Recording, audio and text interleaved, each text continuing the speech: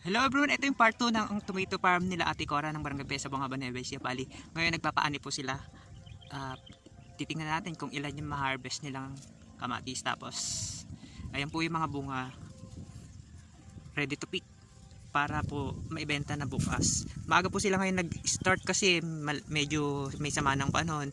Yung may ulan-ulan po dito sa Nueva Ecija. Kahit hindi sakop ng bagyo, sobrang lawak po kasi yung pinaka yung ulan nadala ng bagyo kaya makulimlim. Ayan po yung mga ready to pick na bunga. Tapos yung mga kasunod. Ayan.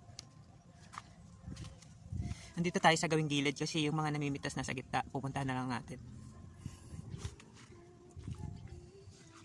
Ayan. Ayan po, halos dikit-dikit yung mga bunga. Tapos nung nakaraang araw po nagpitas na po sila. Ang presyo sabi ng buyer 50 per kilo, kaya masayang-masaya yung may-ari.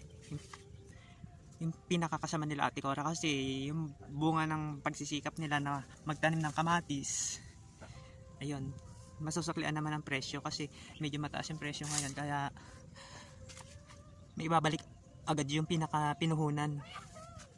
Ayan po, ayan lahat ng bunga.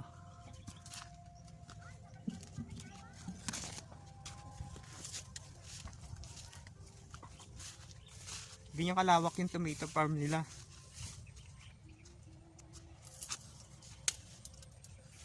Ladasag tayo dito. Ito si Ate Mylene.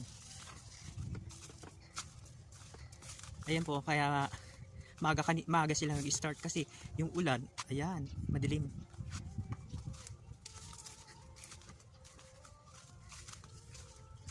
Ayan, ito yung mga napitas.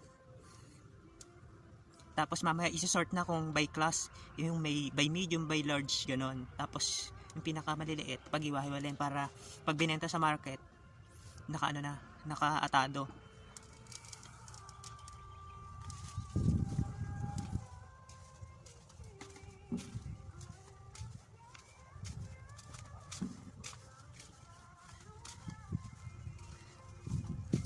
Nawala na si Ate Maris.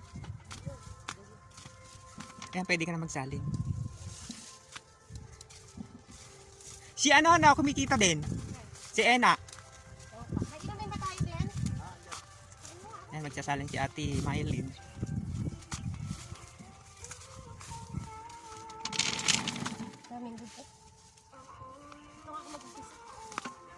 Ikat tayo. Hello Ate Maris.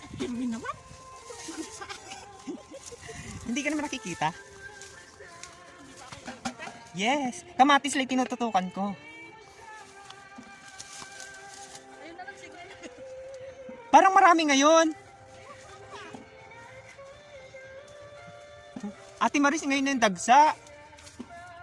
Ay, ang lalaki ng bunga yun.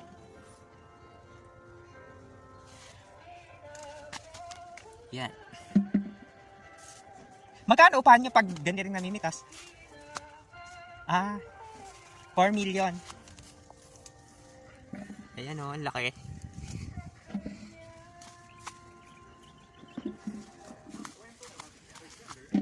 Ayan po.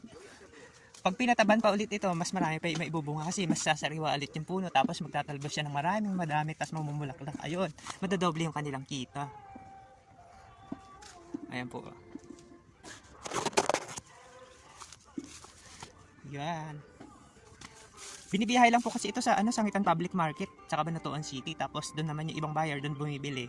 Dinadala nila sa Divisoria, sa Urdaneta, ganon.